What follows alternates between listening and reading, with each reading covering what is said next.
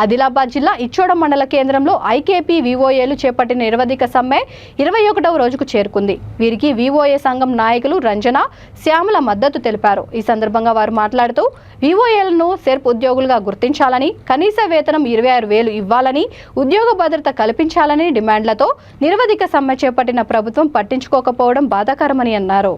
వెంటనే వివోఏల డిమాండ్లను పరిష్కరించాలని కోరారు. ఈ కార్యక్రమంలో ఐకేపీ వివోఏల సంఘం మండల అధ్యక్షుడు తోగేటి లక్ష్మణాచారి, ప్రధాన కార్యదర్శి శైలేందర్ రెడ్డి, పలువురు వివోఏలు పాల్గొన్నారు.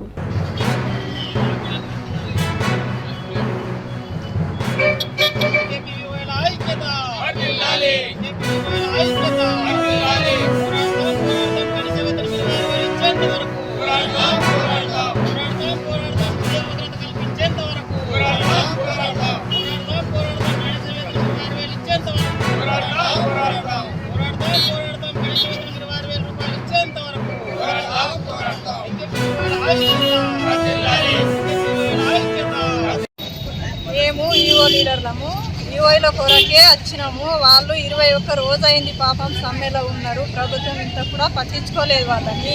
మరి వాళ్ళు చేసే పనే ఉంది కదా, వాళ్ళు చేసేటప్పుడు వాళ్ళని పట్టించుకోకుండా ఎట్లా? వాళ్ళు లేకుంటే ఊళ్ళో ఏ పనులు చెయ్యం కూడా, మేము జరగయి కూడా. వాళ్ళు చేసినంత ఎవరు చెయ్యరు.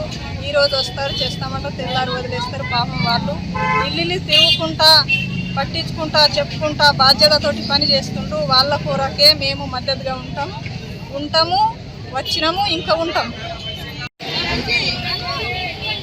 గత నెల 17 తారీఖు నుండి ఈ రోజు వరకు 21 రోజు మా యొక్క ఐకేపీల సమస్యల పరిష్కారం కొరకు రాష్ట్ర కమిటీ పిలుపు మేరకు తెలంగాణ రాష్ట్రంతో పాటు ఆదిలాబాద్ జిల్లా ఇచ్చోడ మండలం కూడా నిరవధిక సమ్మె చేయడం జరుగుతున్నది. ఇట్లే సమ్మె చేస్తూ 22 రోజులు గడిచింది. ఇప్పటి వరకు కూడా ప్రభుత్వము ఎలాంటి స్పందన లేదు. మా యొక్క డిమాండ్స్ ఏమున్నాయంటే సెర్ప్ ఉద్యోగులకు గుర్తించి వారికి ఐడి కార్డ్స్ ఇవ్వాలని కూడా తెలపడం జరుగుతుంది. అదేవిధంగా కనీస వేతనము 26,000 రూపాయలు చెల్లించాలి అని డిమాండ్ ఉన్నది. అదేవిధంగా మహిళా సంఘాలకు గతంలో అభయహస్తం పేరుతో ఒక్కొక్కరి దగ్గర 365 రూపాయలు చెల్లించడం జరిగింది. ఈ ప్రభుత్వం వచ్చిన తర్వాత వాటిని నిర్వహణ చేసి పనిచేయడం జరిగింది.